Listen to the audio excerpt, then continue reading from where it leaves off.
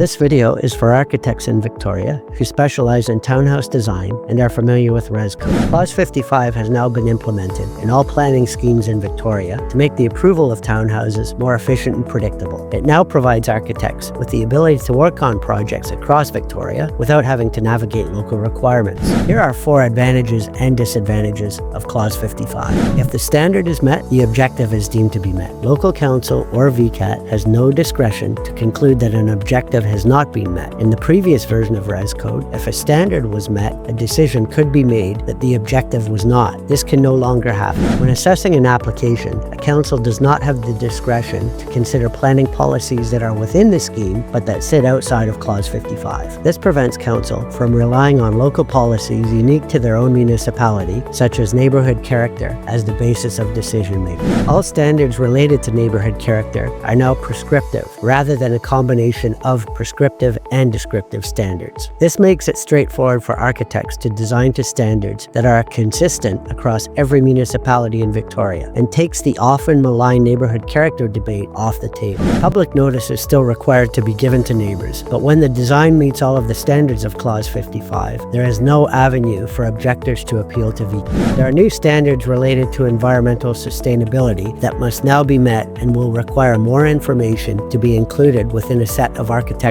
drawings. These specifically relate to solar panels on roofs, stormwater design, and dedicated bin storage areas. If a standard is not met in a design, a council will assess if the objective has been met based on the decision guidelines. This brings subjectivity into the assessment, which is a similar approach to the previous version of Rescode. Council issues a permit where a standard has not been met and is based on an assessment of the decision guidelines. Objector appeal rights to VCAT are available. If there is an overlay or specific provision outside of Clause 55 that applies to the property, appeal rights are still available for that provision. If an amendment is needed to a permit or plan that was approved prior to the 6th of March 2025, the proposed amendment will continue to be assessed under the version of Clause 55 at the time of the original permit. In summary, when a proposed development is to be assessed under Clause 55, a design should aim to meet the prescriptive standards to guarantee approval. If a standard is not met, subjectivity is introduced, opening the door for potential council refusal and appeal to VCAT. If an application that was approved prior to the 6th of March 2025 requires revisions, decide if assessment under the previous clause is advantageous or if it's beneficial submitting an application and being assessed under the new Clause 55.